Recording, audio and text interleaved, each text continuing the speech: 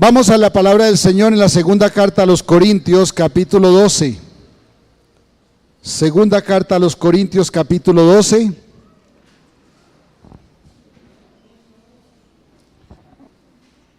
Versículos 1 al 10. Hoy tomaremos la segunda parte acerca del tema, ¿tienes un aguijón? Porque hay una respuesta del Señor a esa pregunta y es: bástate mi gracia. La primera parte ya la mencionamos, ya la estudiamos, hoy vamos a la segunda. ¿Tienes un aguijón? Entonces vamos a leer en segunda carta a los Corintios, capítulo 12, versículos 1 al 10. Ciertamente no me conviene gloriarme, pero vendré a las visiones y a las revelaciones del Señor. Conozco a un hombre en Cristo que hace 14 años, si en el cuerpo no lo sé, si fuera del cuerpo no lo sé, Dios lo sabe, fue arrebatado al tercer cielo. Y conozco al tal hombre, si en el cuerpo o fuera del cuerpo no lo sé, Dios lo sabe, que fue arrebatado al paraíso, donde oyó palabras inefables que no le es dada al hombre expresar.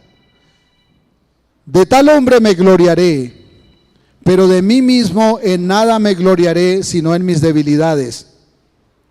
Sin embargo, si quisiera gloriarme, no sería insensato, porque diría la verdad. Pero lo dejo para que nadie piense de mí más de lo que en mí ve u oye de mí.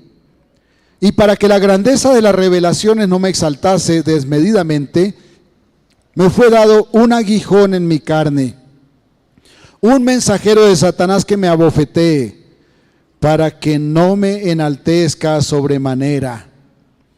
Respecto a lo cual 3 veces he rogado al Señor que lo quite de mí. Y me ha dicho: bástate mi gracia, porque mi poder se perfecciona en la debilidad. Por lo tanto, de buena gana me gloriaré más bien en mis debilidades, para que repose sobre mí el poder de Cristo. Por lo cual, por amor a Cristo, me gozo en las debilidades, en afrentas, en necesidades, en persecuciones, en angustias, porque cuando soy débil, entonces soy fuerte. Señor, es tu palabra y te damos gracias porque nos concedes escudriñarla esta mañana, y te suplicamos que nos concedas también alimentarnos para crecer como tú quieres que crezca tu pueblo. Gracias, Padre, en el nombre de Jesús. Amén.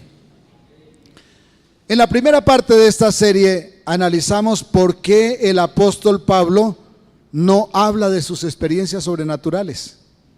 Y llegamos a entender que el centro de su mensaje es la persona de Cristo y el evangelio de salvación, nunca sus experiencias. Nunca el centro de la predicación de ningún hijo de Dios debe ser lo que ha experimentado. Esa es su relación con Dios, su relación personal con Dios. Claro, nos gustan las cosas espectaculares, somos morbosos por naturaleza y entonces nos gusta oír las historias, pero déjeme decirle, esta no es el centro de la enseñanza en la iglesia. Vimos que del pasaje inicial salen 3 lecciones y debemos aprenderlas. La primera, que la vimos en la ocasión pasada, es que Dios envía aguijones a sus hijos. Dios envía aguijones a sus hijos para que no nos engrandezcamos. Así lo dijo el apóstol Pablo: para que yo no me engrandezca por mis experiencias sobrenaturales, me fue dado un aguijón. Para que él se vea frágil, para que no adoren a Pablo y adoren al que está en Pablo. Y vimos que muchas pruebas son enviadas por el Señor para nuestro bien. Hoy entonces vamos a abordar la segunda y tercera lecciones que salen de este pasaje. Y vamos a la segunda entonces. Perdonen lo que voy a decir, pero esto está en la Biblia. Dios también dice no. Dios también dice no. Versículos 7 al 9. y para que la grandeza de las revelaciones no me exaltase desmedidamente, me fue dado un aguijón en mi carne, un mensajero de Satanás que me abofetee, para que no me enaltezca sobremanera, respecto a lo cual 3 veces he rogado al Señor que lo quite de mí, y me ha dicho: bástate mi gracia, porque mi poder se perfecciona en la debilidad. ¿Por qué Dios a veces dice no? No nos gusta saber que Él nos responda que no, ¿cierto? Cuando pedimos lo que deseamos, eso no nos gusta. Pero muchas veces Él responde no. Y nos cuesta aceptar. No queremos que Él nos conteste que no. Pero una razón por la que Dios tantas veces dice no es porque su poder se perfecciona en nuestra debilidad. Es porque es necesario que se exalte a Dios y no a quien recibe un milagro. Si somos intocables, entonces el público tiende a honrarnos a nosotros y no a Dios. Y a todos nos gusta sentirnos honrados, ¿cierto? Eso no es sino que nos digan bonito y nos la creemos, hasta el sapo se la cree. Hermanos, cuando nosotros pedimos algo que no es sabio pedir, aunque nos duela saber que no lo recibimos, es necesario. Es necesario que Dios nos diga que no. Con eso aprendemos disciplina. Con eso aprendemos a someternos. Aprendemos a no engrandecernos. Unas veces el no obedece a que si Dios responde sí, ese sí nos hace daño. Y el Señor no nos hace daño. Alguna vez les conté la historia de un joven que vivía para pedirle a Dios que le diera una moto porque él quería que lo vieran en el barrio en una buena moto. Se la compró y a los 3 días se fue a celebrar la compra de la moto. Echó alcohol más de la cuenta, se fue trasnochado a trabajar, se estrelló y se mató. ¿No hubiera sido mejor que Dios le dijera siempre que no?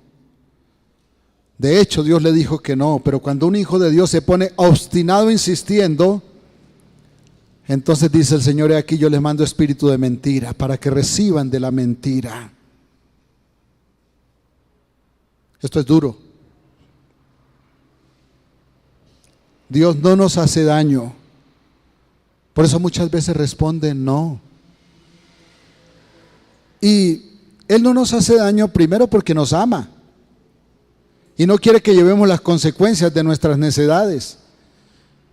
Pero la segunda razón por la que Dios no nos hace daño, por la que Dios no nos suple caprichos, es porque suplir caprichos es pecado y Dios no puede hacer maldad. Él no puede cometer pecado. Para Él es imposible suplir un capricho porque Él no puede cometer pecado. Claro, como dije, muchas veces no es Dios, es otro. Y entonces lo que llega no trae bendición. Y debemos aprender a ser suficientemente sumisos para entender por qué Dios responde que no. Por eso si el creyente insiste en su pedido, que es un pedido pecaminoso, el Señor permite que un mensajero de Satanás traiga ese pedido. Dios lo permite. Y nosotros algún día tenemos que aprender la lección, porque esa respuesta trae consecuencias duras. Por eso no es bueno nunca ser obstinado. No es bueno ser caprichoso.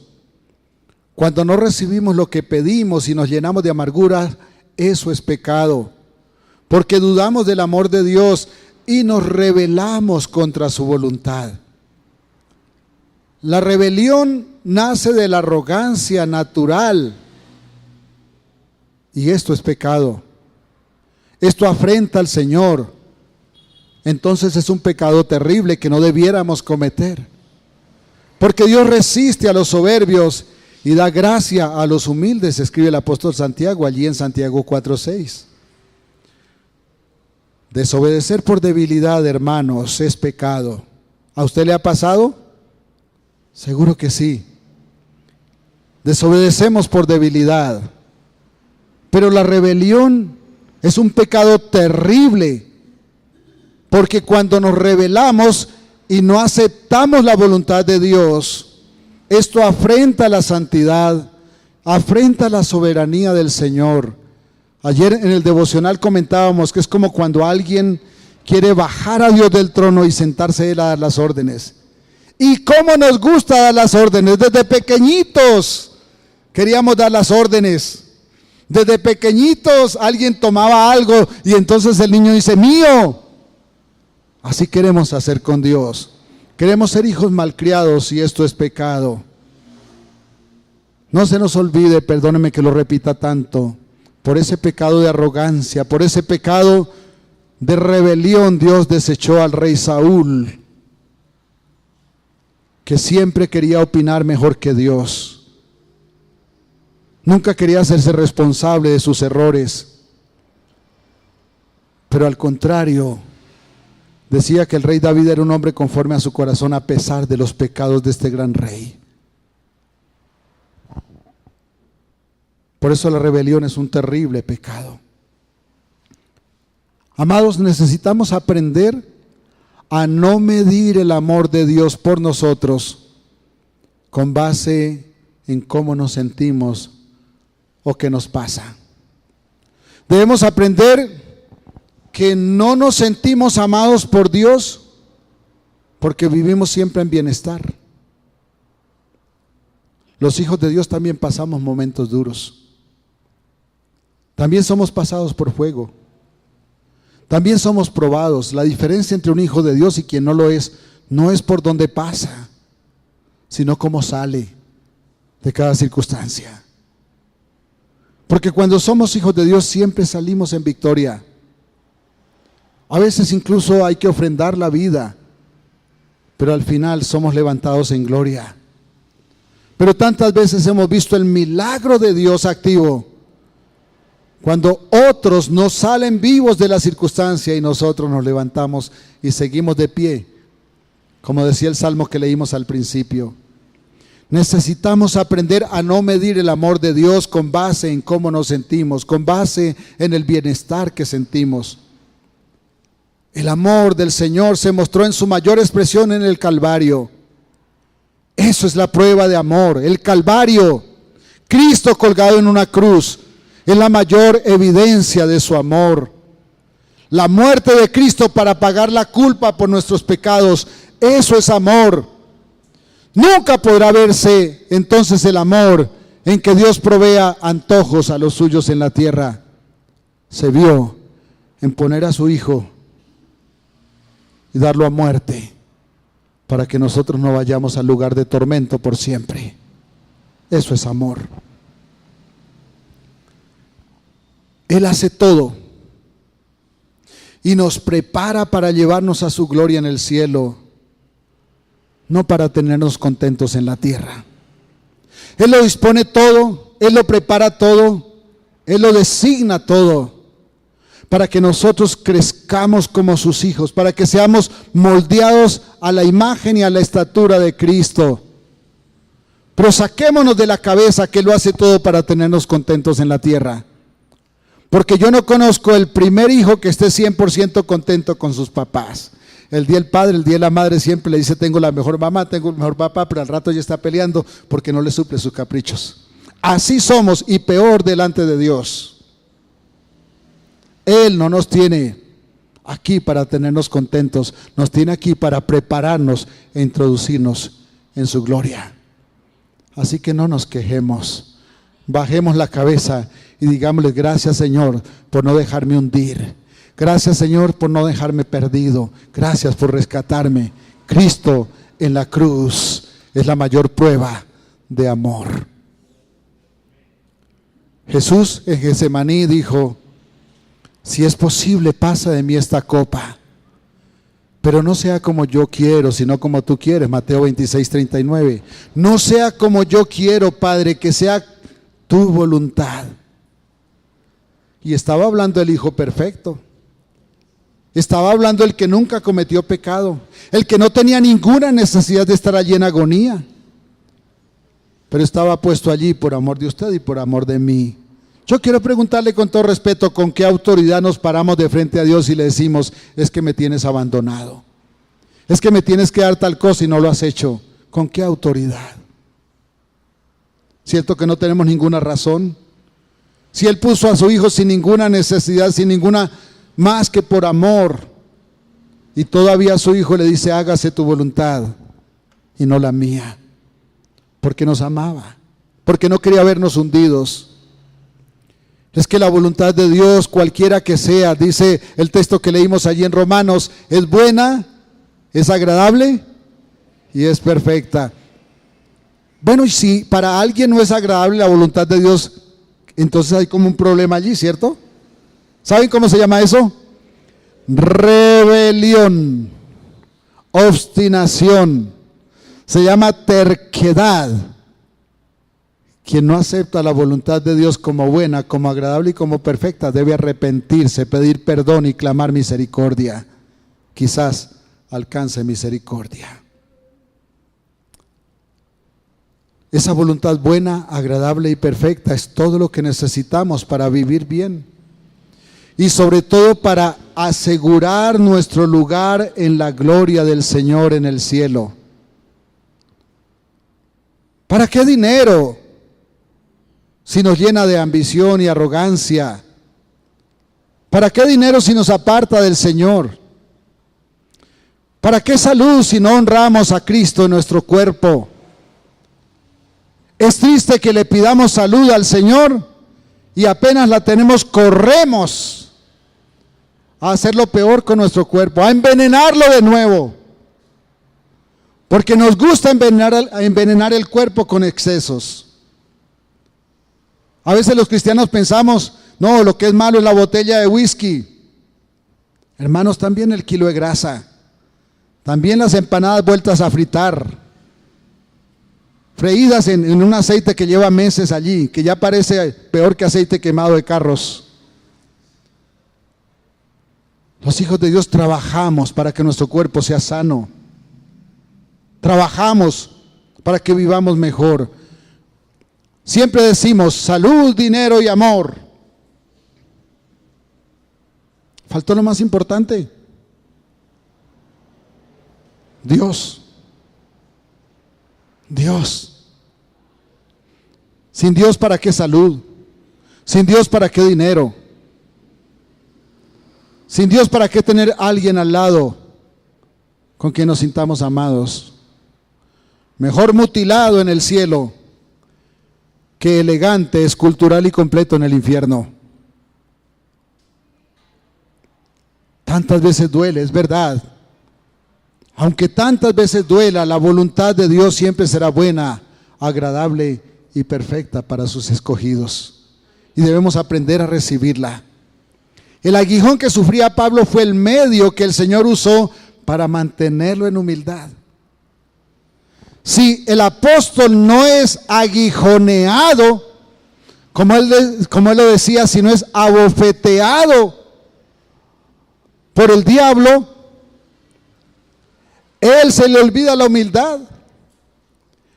El más grande de todos los predicadores era como ustedes y yo, capaz de caer en arrogancia, pero el Señor hizo lo necesario para que su arrogancia fuese menguada. Hizo lo necesario para mantenerlo en humildad. Esto era de parte de Dios, aunque un espíritu diabólico era el agente que lo producía. Como Dios no produce mal, el que abofeteaba al apóstol Pablo era el diablo, pero Dios cumplía su propósito en esas bofetadas. Dios hacía que él creciera en humildad, hacía que él creciera como hijo de Dios, que él creciera en santidad.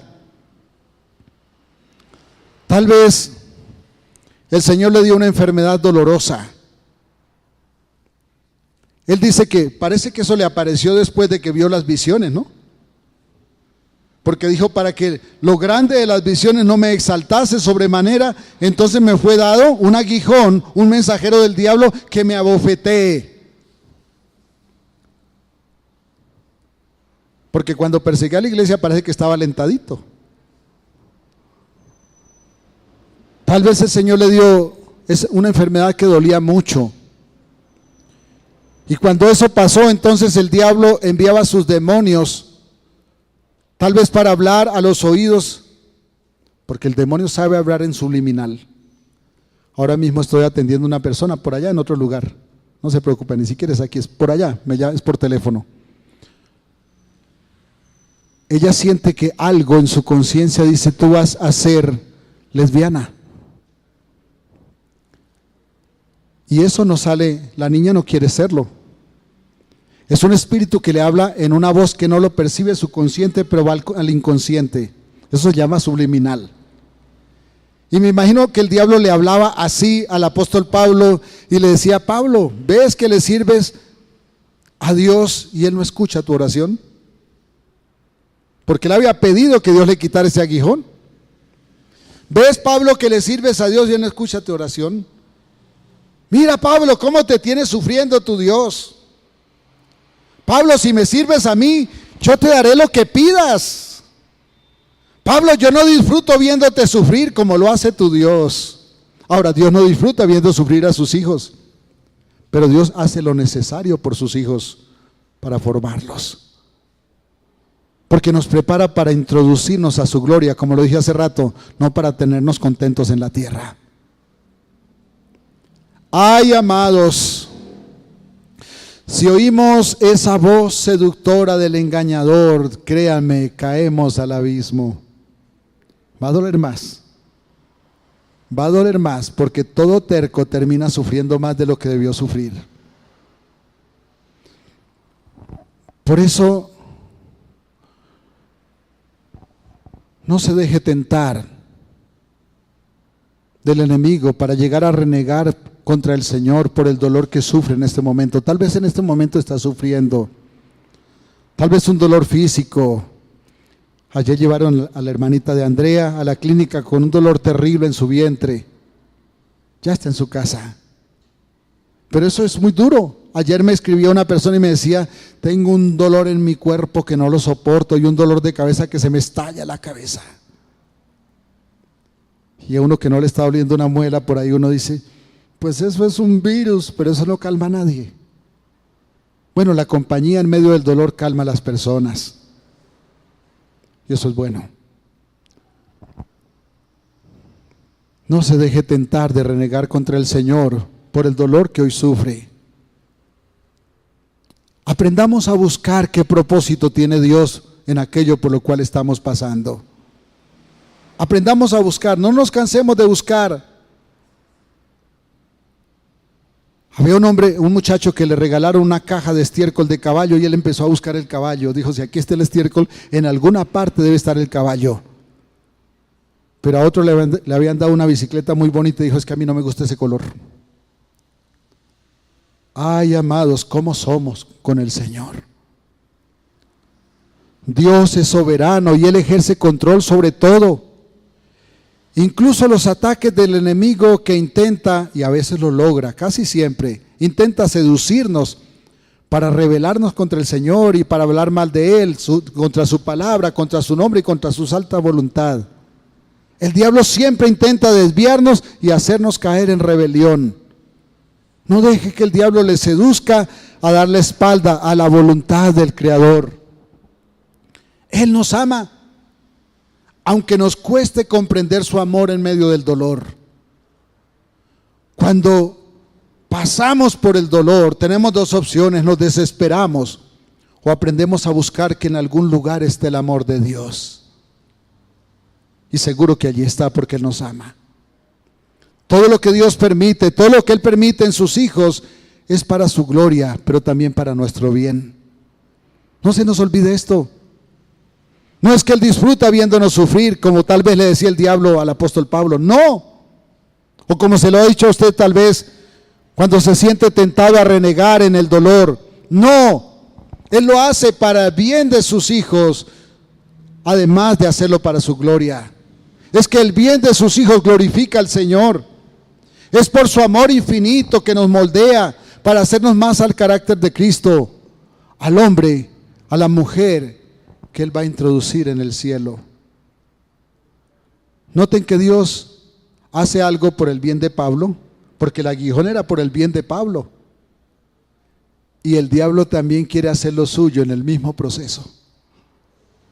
Era un aguijón en que él dice, Dios me dio un aguijón, me fue dado un aguijón, pero luego dice un mensajero de Satanás que me abofetea. Dios cumple su propósito y el diablo quiere hacer lo suyo. ¿Y qué quería hacer el diablo? Buscar que el apóstol dejara de lado el propósito del Señor y renegara. Pero el apóstol no lo hizo. Y usted tampoco lo va a hacer, ¿cierto?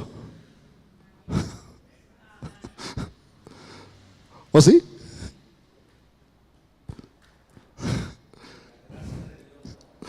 Por la misericordia del Dios decimos amén. Porque es el único camino a seguir. Él no lo hizo. Usted y yo tampoco debemos hacerlo. Es un contraste, hermanos. Pablo habla de que estuvo en la presencia de Dios. Hubo de que dijo, fui arrebatado al tercer cielo, pero también habla de que le visitó un mensajero del infierno. Es un contraste, ¿cierto? Duro. La vida del creyente, del peregrino en esta tierra está llena de paradojas, pero todas bajo un propósito guiado por el Señor para el bien de sus hijos. Siempre pensando en el bien de sus hijos. Metas eso a la cabeza. Dios nunca buscará su mal. Dios siempre busca su bien. Pero no se confunda. No somos títeres de Dios ni títeres del diablo, hermanos. No es que Dios experimente por un lado y el diablo quiere meter las uñas, no. Es que Dios obra siempre para nuestro bien. Y siempre el diablo intentará, como pueda, destruir el propósito de Dios para que no se cumpla. ¿Lo va a lograr? Bueno, Dios quiere darnos tantas cosas y a veces los hijos decimos no. Entonces ahí sí no es culpa del Señor, la culpa es nuestra. Satanás es el aguijón que aflige a los hijos del Padre y nosotros decidimos cómo afrontamos cada situación. Es una decisión nuestra cómo enfrentamos el dolor, la angustia, el pasaje de cada momento. Decidimos si le damos la razón al diablo, que a lo mejor habla por allá en subliminal y nos dice que Dios nos abandonó, o damos la razón al Señor que cumple su propósito santo en medio de cada situación que vivimos. Esa es la razón de los aguijones. Somos responsables de reaccionar piadosa y santamente en cada situación que pasamos. Somos responsables de eso. Usted y yo somos los únicos capaces de cambiar los resultados de cada circunstancia. Y eso depende de cómo la afrontamos. Porque Dios tiene su propósito trazado. Esta semana alguien me recordó algo que le dije hace mucho tiempo. Era una historia de alguien que cuando el pueblo salía de Egipto de la esclavitud, entró a una casa y encontró a una familia con las caras largas y tenían miedo. Era una familia de israelitas, tenían miedo de que el ángel de la muerte pasara y matara también al primogénito de esa casa, aunque habían puesto la sangre en el dintel de la puerta. Pero luego el visitante entró a la segunda casa y en vez de encontrar caras largas encontró fiesta. Y les preguntó, ¿y aquí qué pasa? Y dicen que vamos a ser libres, ahora sí nos vamos. ¿Cómo así? Es que el ángel de la muerte va a venir hoy, va a matar a los primogénitos de Egipto y ya Faraón no va a aguantar y nos va a dejar ir. Y ustedes no tienen miedo, aquí no hay primogénitos. Y el que estaba celebrando más dice, yo soy el primogénito. Pero es que pusimos la sangre en el dintel de la puerta entonces. Y pregunta el visitante, ¿qué les da la seguridad de que el ángel no se va a equivocar?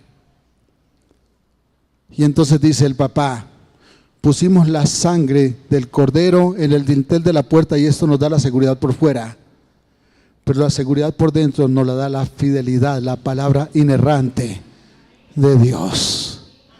Esa es mi seguridad, de que no voy a quedar botado en el camino, porque ni Él se equivoca, ni Él está jugando con nosotros. La pregunta es, ¿y usted cómo espera que Dios venga a recogerle? ¿Pegado al techo con el miedo de que se va a quedar? ¿O usted va a celebrar porque Cristo le ha rescatado? Es su decisión, es su actitud la que hace la diferencia para cómo vive usted mientras espera que el Señor cumpla todas sus promesas.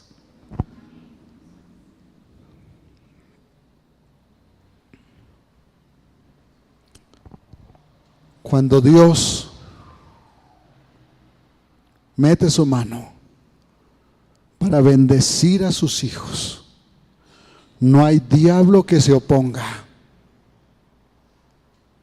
Pero si usted decide que va a sufrir mientras espera que Dios termine de limpiar la porquería que hay en cada uno de nuestros corazones, si usted decide que va a sufrir mientras espera que Dios cumpla totalmente esa promesa, uno es el que lo sufre. Dios sigue su propósito al pie de la letra, pero es uno el que sufre cuando deja de confiar en Dios. Vuelvo y le pregunto, ¿qué va a hacer? ¿Le va a dar la razón al que le dice que Dios le abandonó? ¿O le va a dar la razón al que empeñó su palabra, que levantó su mano y juró por sí mismo porque no encontró por quién más alto jurar? Y dijo, juro que te amo con amor eterno. Juro que envié a mi hijo solo porque te amo. Juro que no hubiera dado a mi hijo si yo fuera a perder el intento de rescatarte. Juro que te rescato porque con amor eterno te amé, y desde antes de la fundación del mundo te llamé para que seas mi hijo y vayas conmigo a mi presencia y disfrutes por la eternidad de aquello que quizás hoy te está haciendo falta, porque estás siendo moldeado a la imagen de Cristo y el dolor es necesario para ello. Señor, gracias porque nos concedes el privilegio de ser tus hijos y de saber que no estamos abandonados, saber que no seremos destruidos, que este es un dolor momentáneo el que tal vez alguien está pasando y que las circunstancias que nos afligen en esta tierra son circunstancias pasajeras. Señor, gracias porque nos concedes el privilegio de ser tus hijos y tener la seguridad, porque nos diste las arras de tu Espíritu Santo, de que no seremos abandonados, seremos levantados y que el dolor de este mundo es pasajero, porque cuando traspasemos esta tierra nunca más viviremos el dolor. Gracias, Padre, en el nombre de Jesús. Amén, amén. Amados hermanos, Dios los bendiga. Un abrazo. La tercera enseñanza sobre este pasaje la veremos en la próxima oportunidad. Dios los bendiga, que tengan la mejor semana y un abrazo para todos ustedes.